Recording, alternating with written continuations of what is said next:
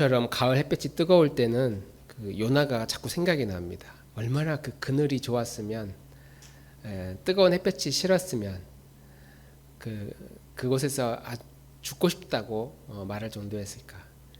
뭐 그늘에 있을 일이 별로 없는데 잠깐 길을 걸을 때 이번 주 햇볕을 받으면서 걸어보신 분들은 태양이 얼마나 뜨거운지 그런 마음이 들었습니다. 요나는 부름을 받은, 사명을 받은 사람이잖아요. 하나님 앞에 부름을 받은 사람입니다. 어떤 부름을 받았냐면, 너의 원수의 나라에 가서 복음을 전해라. 너의 원수들이 회개 안 하면 당신들은 이 성이 무너질 것이다. 이제 이렇게 가서 외치라고 하죠. 거의 뭐 순교를 각오하라 이런 의미입니다. 원수의 나라였기 때문에 요나의 말을 들을 리도 없지만, 거기서 그 많은 사람들 앞에서 이런 이상한 소리를 잘못했다가는 그냥 그 자리에서 돌에 맞아 죽을 수 있는, 죽어도 전혀 이상할 게 없는 그런 사명을 이 요나가 이제 받은 겁니다.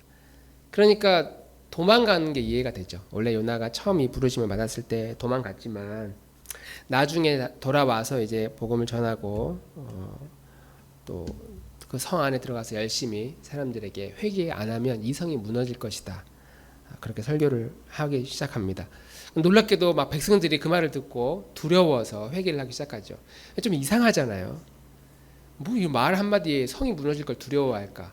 당시에는 이런 천재지변, 뭐 기상 이런 거에 민감한 사람들이었기 때문에 아마 이 니느웨 성이 무너질 거라고 외쳤던 그 바로 직전에 어떤 큰 지진이 있어서 주변의 성들이 무너지는 그런 일들이 있었을 거라고 학자들은 이제 추정합니다. 그러니까 야, 이 성도 무너질 거야 라고 하니까 두려운 거죠. 언제 어디서 이런 지진이 일어날 수 있다는 사실을 알고 있기 때문에. 이번에도 그 유럽의 어느 나라에서 지진이 일어나서 그냥 졸지에 그냥 아침에 일어나서 그냥 밥을 먹고 출근 준비를 하다가 퇴근하고 그냥 가만히 있는데 그냥 묻혀서 죽었단 말이죠. 이런 일들이 고대 시대는 얼마나 무서웠겠습니까? 놀랍게도 백성들이 회개하기 시작했고, 이 소식을 들은 니느웨의 왕도 모든 나라에 금식을 선포하고 앞으로 3일 동안 먹지도 말고 다 무릎 꿇고 경건한 마음으로 하나님 앞에 회개하라, 그렇게 하나님 앞에 용서를 구하게 됩니다. 요나는 이제 할 일을 다 했어요. 선포하라고 그랬고, 그 다음에 어떻게 하라고는 말 안 했으니까 이제 선포하고 이제 돌아왔어요. 성이 이제 어떻게 무너질까, 이렇게 사막 높은 언덕으로 올라와서 이제 거기에 이제 집 하나 조그맣게 짓고 성을 이제 지켜보고 있습니다. 뭐 다 아는 이야기지만 이제 그때 박넝쿨이 올라와서 그늘을 만들어주고, 그늘이 있으니까 살 것 같다.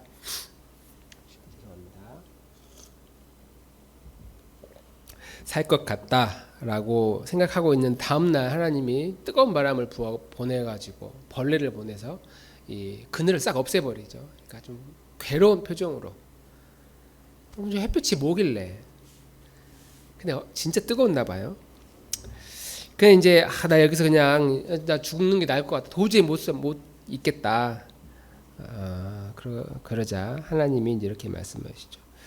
아니, 너가 수고도 안 하고 기르지도 않은 이 박넝쿨이 하룻밤에 자랐다가 그늘을 만들어주고 그냥 다음날 사라진 것 뿐인데, 너가 한 게 뭐냐? 아무것도 하지 않았는데 아니, 박넝쿨 너 왜 이렇게 소중하게 여기냐? 너가 한 게 아무것도 없다. 그냥 자연스럽게 나타났다가 자연스럽게 사라진 것이다. 네가 없다고 죽을 것만 같은. 그렇게 말할 이유가 뭐냐? 이제 그러면서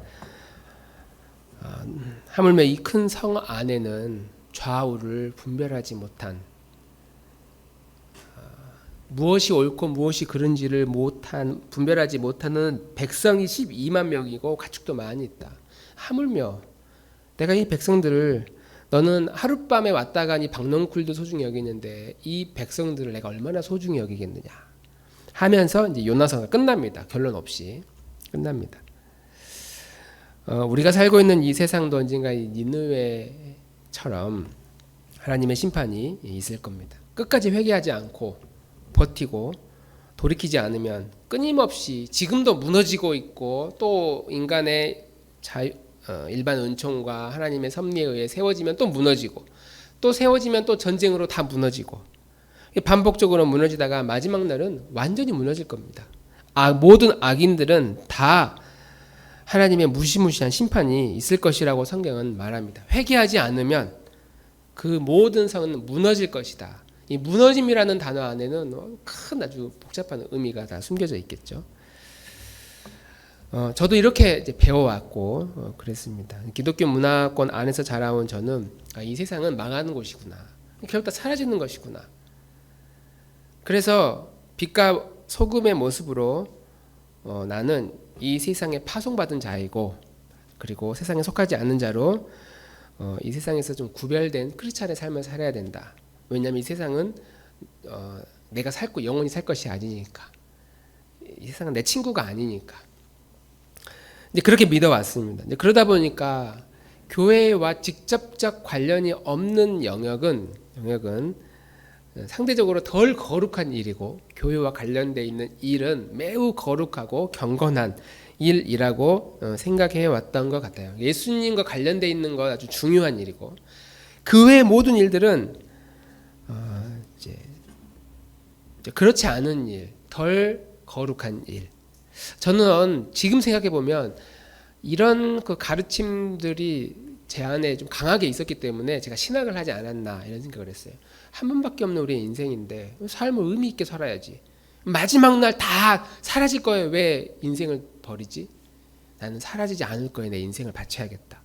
그런 마음으로 이제 신학을 시작을 한 겁니다. 가장 가치 있는 일이라고 생각을 했기 때문이죠. 지난주까지 해서 팀 켈러의 일과 영성이라는 이 책 주제를 가지고 말씀을 전하면서 사실 이 질문은 저에게 묻는 질문이었습니다. 너 세상에서 일을 할 건데 어떤 태도로 일을 할 거냐? 어떤 자세로 일을 할 거냐? 믿지 않는 사람들과 너 어떻게 어울러질 거냐? 저는 전혀 준비가 아직 안 돼 있었던 것 같아요. 그래서 이걸 어떻게 좀 잘 일할 수 있을까? 하나님을 안 믿는 사람과 함께? 하나님을 안 믿는 사람들은 그동안 저의 전도의 대상이었지, 구제의 대상이고 불쌍히 여길 그런 사람들이었지, 내가 그들과 함께 협력하고 내가 도움을 받고 그래서 같이 뭔가를 이루어내는 그런 사람으로 보지를 않았던 거죠. 하나님 나라의 삶은 하나님께서 이 세상을 만드실 때 그것을 잘 관리하고 돌보라고 우리를 보내셨고, 그리고 그 일은 교회의 일만 해당되는 것이 아니라 이 세상의 모든 영역까지 다 포함되는 것, 그것이 하나님의 창조 세계에 협력하는 일이라는 사실을 우리가 함께 말씀 나누었습니다. 평생 통장에 돈 쌓아놓고 나는 이제 놀고 먹고 여행만 다니면서 살고 싶어, 이것만큼 불행한 인생이 없는 거예요. 마지막 죽는 순간까지 내가 뭔가 할 일이 있다는 건 정말 그리스도인으로서 의미 있고 행복한 일이구나. 그래서 종교개혁가 루터가 칼빈인가요? 칼빈이 당장 다음 주에 주님이 오신다고 하더라도 나는 내일 일을 하겠다. 나는 한 그루의 사과나무를 심겠다. 그 말을 칼빈이 먼저 했거든요. 우리의 일상에서 우리에게 주어진 과업을 성실하게 해내는 것, 단순히 그것이 우리의 밥벌이가 아니라 이 일이 하나님께서 나에게 허락하신 사명이다 라고 생각하고 충성스럽게 그 일을 하는 것이야말로 가장 성경적이고 복음적인 삶이다. 다만 그것이 그 노동이 중노동이 돼서는 안 되고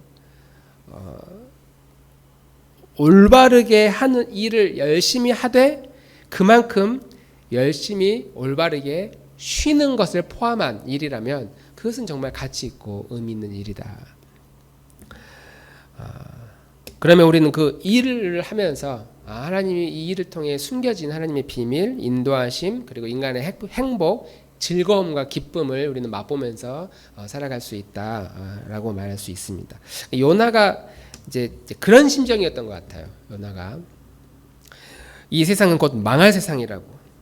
그리고 우리 믿는 사람들은 마지막 날 결국 승리할 거니까 내가 여기서 한번 온 힘을 다해 외치고 나는 여기 떠날 거니까, 망할 것을, 나는 이 세상이 망할 거라는 것을 알고 있으니까 온 힘을 다해 인생 한번 털고 이제 바깥으로 나와서 어떻게 무너지나 이렇게 지켜보고 있었던 것이죠.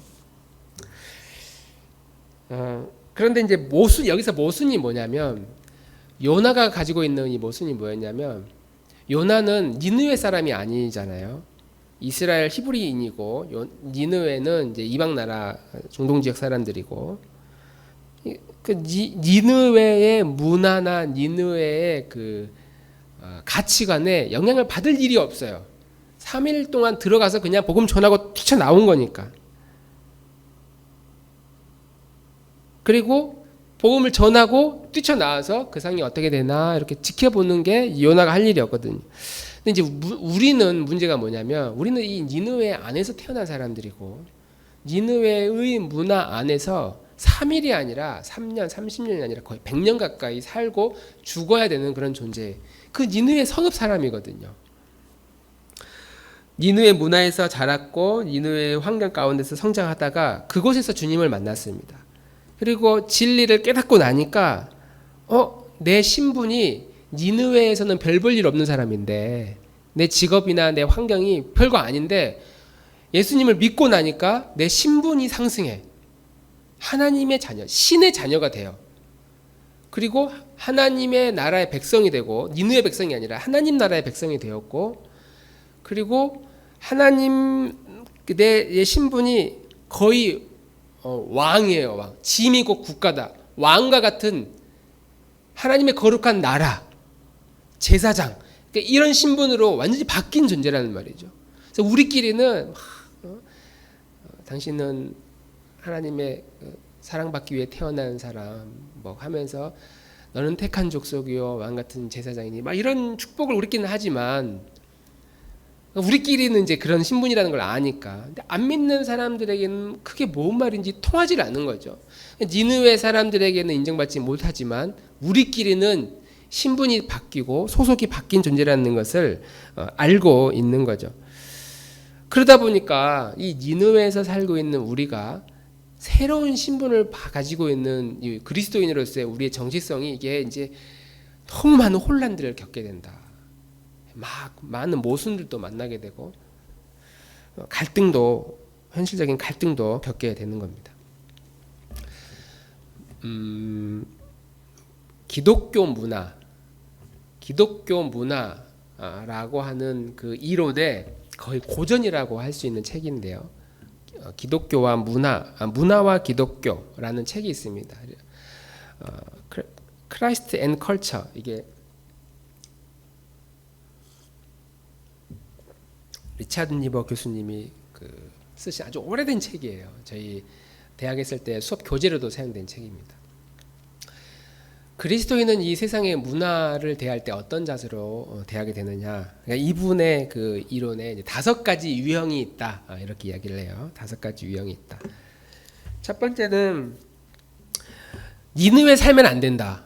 우리는 그리스도인이기 때문에 니느웨에서 살면 안 된다. 빨리 거기서 나와야 된다. 그래서 그리스도인들끼리 그룹 공동체를 만들고 기독교 왕국을 만들어요. 그래서 교인끼리 친하게 지내고 가깝게 지내고, 교인이 운영하는 슈퍼마켓을 가고, 교인이 운영하는 학원 애들을 보내고, 기독교 가치관을 가진 선생님에게만 수업을 듣고, 그런 학교를 보내고, 기독교 학교를 가고 미션 스쿨을 가고, 이렇게 철저하게 세상 문화, 니느웨 문화와 대립하는 형태로의 기독교가 있다. 우리끼리만 거룩하게 살자라고 하는 거죠. 이 첫 번째 이론이에요. 실제로 우리 그리스도인들 가운데 이런 경향성들이 많이 있습니다. 두 번째는, 야, 그러지 말고 우리 서로 한 발씩 양보하자. 나도 한 걸음 너한테 갈 테니까 너희도 한 걸음 와. 그래서 예수님이 위대하신 분이긴 한데, 예수님이 뭐 무리를 걸으시고 죽은 자를 이런 이야기를 하면 안 돼. 예수님은 4대 성인 가운데 아주 훌륭하신 분이고, 예수님이 얼마나 이 땅간에서 훌륭한 일을 많이 하셨는가. 그래서 세상도 그걸 받아들여. 우리도 예수님처럼 그래, 어려운 사람을 도울게. 힘없는 나라들 함부로 대하지 않을게. 봉사도 많이 하고 구제도 많이 할게. 난민도 도울게. 이렇게 우린 착하게 살려고 노력할게. 그래서 기독교와 이 세상이 서로 양보할 거 하나씩 하고 한 걸음씩 서로 가까이 가는 거. 이러다 보니까 종교 다원주의가 이제 등장하는 겁니다. 꼭 기독교가 아니어도 불교여도 다른 종교에도 이렇게 살면 뭔가 구원이 있지 않을까? 선이 우리를 구원해 줄 거라는 이런 기독교 다원주의나 혼합주의 같은 형태들이 이제 나타나게 됩니다.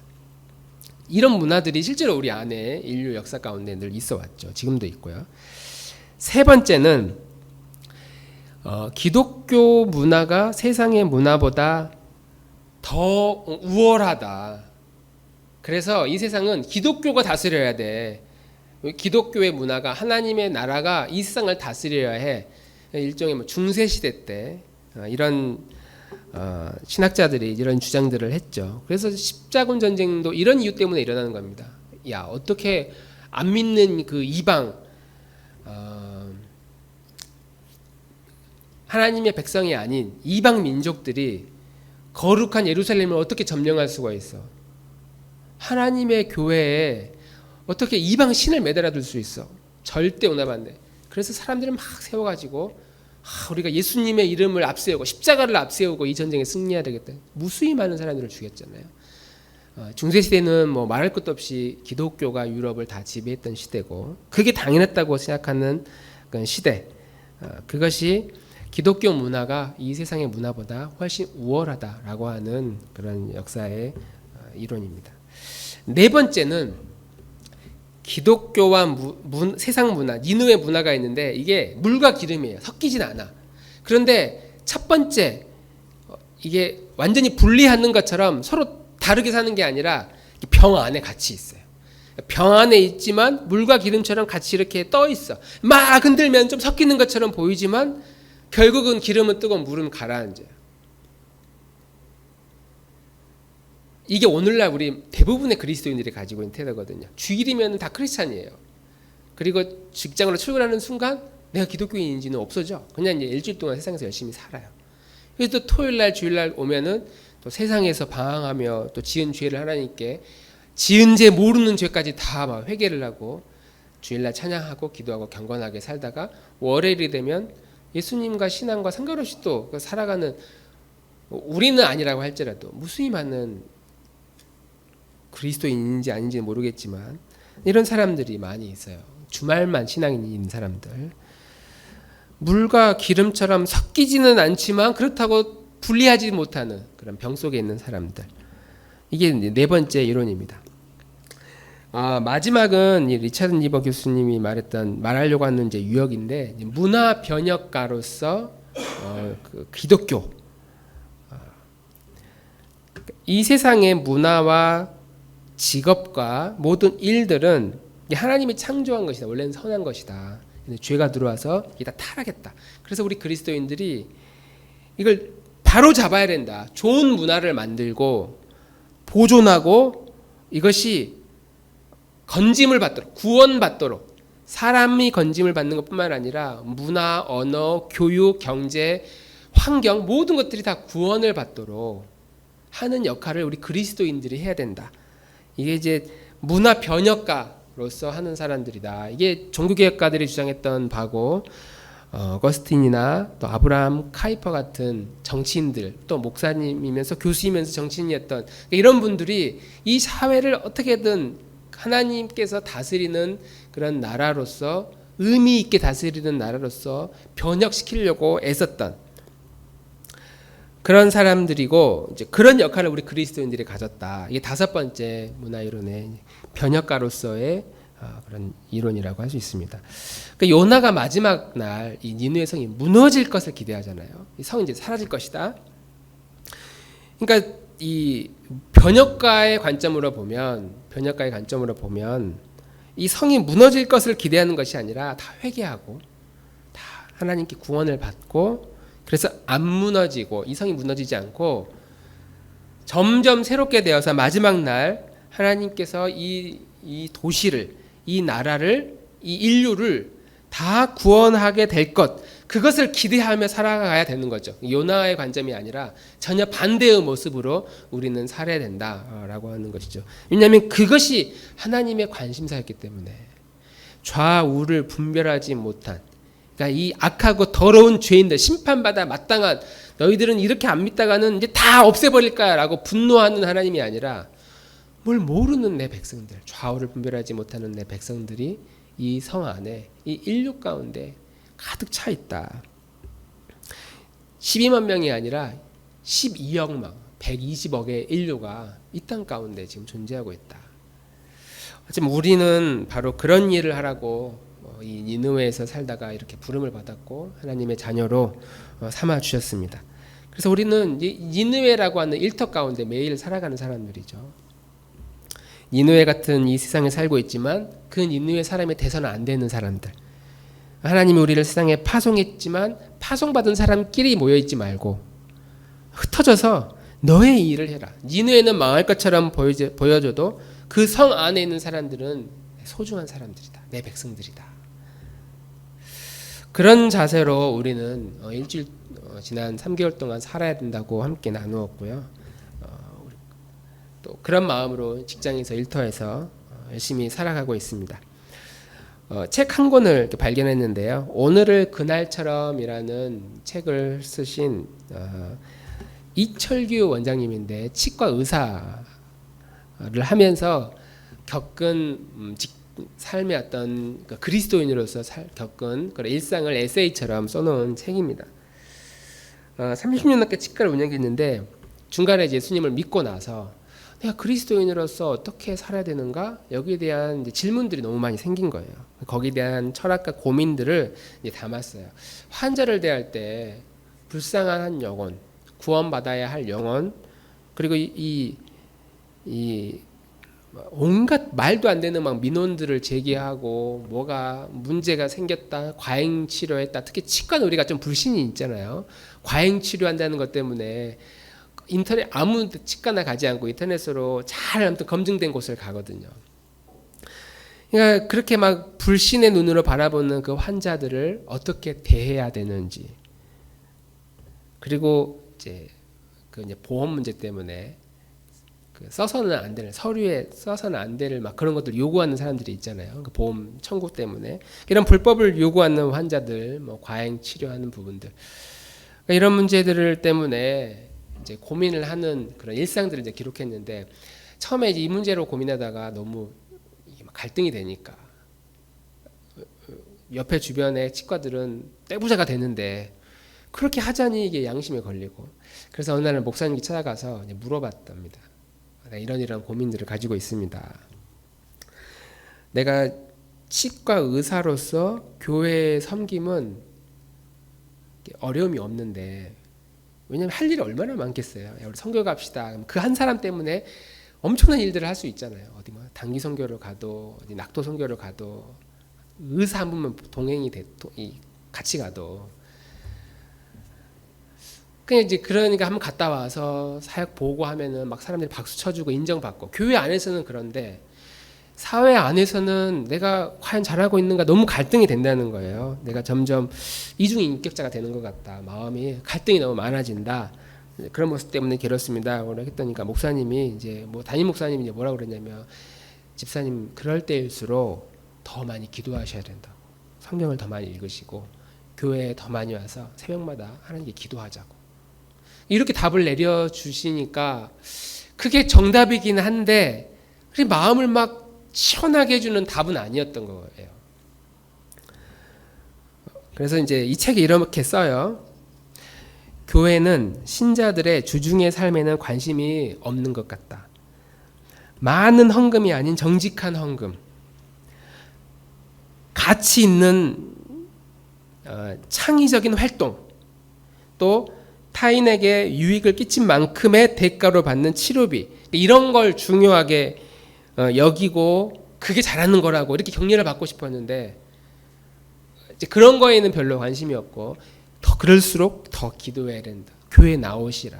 교회에서 더 많이 봉사하고 더 헌신하다 보면 문제가 자연스럽게 해결될 거다. 이런 식으로만 문제를 풀어가니까 좀 답답했다고 그럽니다. 이런 고민을 하다가 이분이 이제 신학 공부를 하기 시작했어요.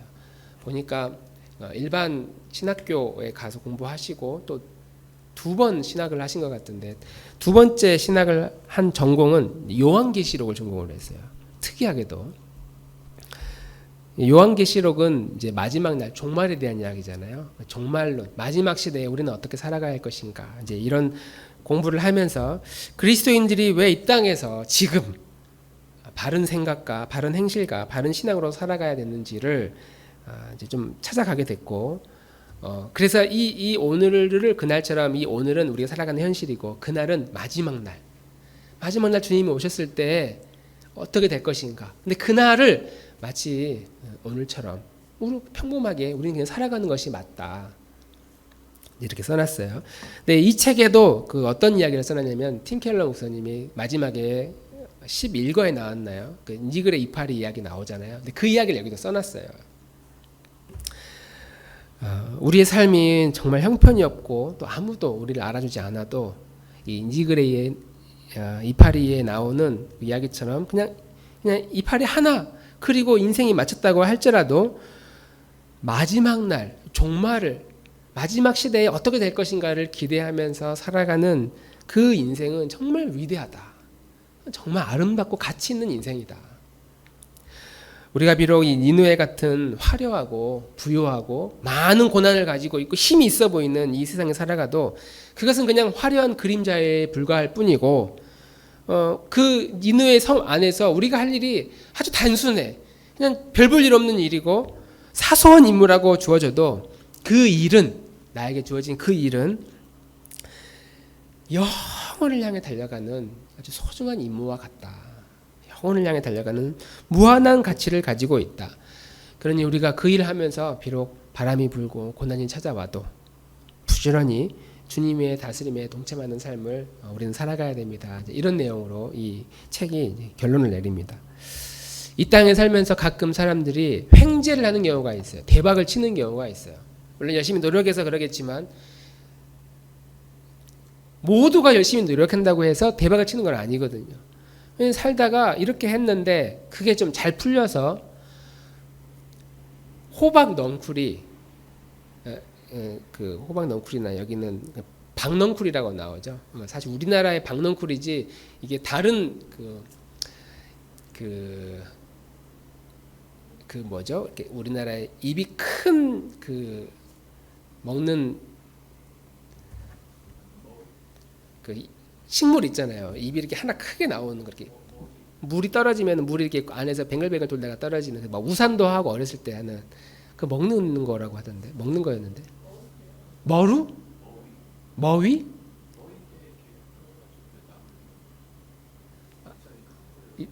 예, 아니 그 어디 그 물가에 가면은 그런 거 막, 연잎이 아니고 이렇게 큰, 아무튼 식물인데 그게 있어요. 그거 제가 알기로는 뭐 우리 먹을 때 음식으로도 사용한다고 알고 있는데, 아무튼 그렇게 비슷한 식물이에요. 그러니까 한번 자라면은 하루 만에도 이게 쫙 그늘이 쫙 진다고 그래요. 그냥 이 니느웨의 이 땅의 삶에는 그냥 조금 노력했는데 갑자기 이 박넝쿨이 확 자라가지고 자기의 인생의 그늘을 만들어주는 경험을 한 사람들이 가끔 나와요. 종종 나옵니다. 그런 이야기를 듣습니다. 근데 우리한테는 왜 그런 일이 안 일어나는 거냐? 우리도 좀 복권 사면은 좀 가끔 좀 당첨도 좀 되고, 뭔가 집을 사면은, 목사님 집을 샀는데 집값이 2배가 됐어요. 어떡하죠? 빨리 파세요. 11조 하세요.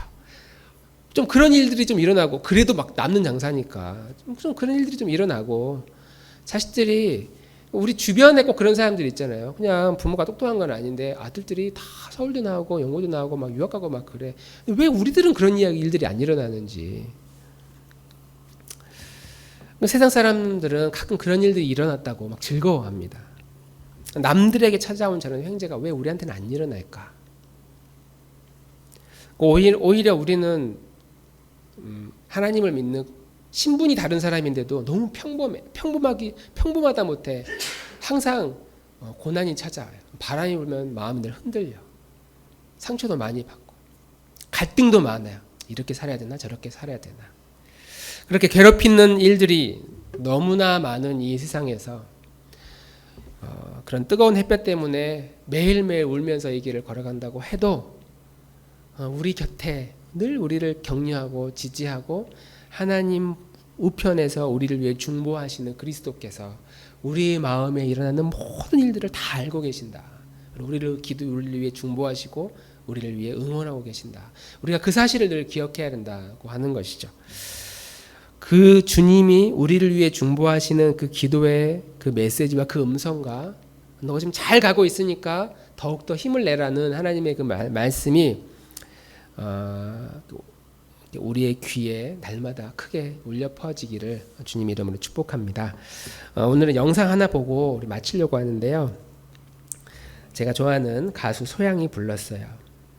유나가 불렀던 곡을 이제 다시 불렀는데 기도라는 노래예요. 혹시 아시는 분 계실까요? 기도라는 노래를 불렀는데 우리가 길을 가다가 길을 잃었을 때, 바람이 불어서 흔들릴 때, 또 상처에 울고 지쳐서 절망에 갇혀도 이 세상이라고 하는 그 바다에 배를 띄워서 항해하는 우리들을 위해서 나는 기도하겠다. 주님의 이런 음성처럼 이 노래의 가사가 우리의 삶의 그 위로가 되면 좋겠습니다. 영상 한번 보여주시죠.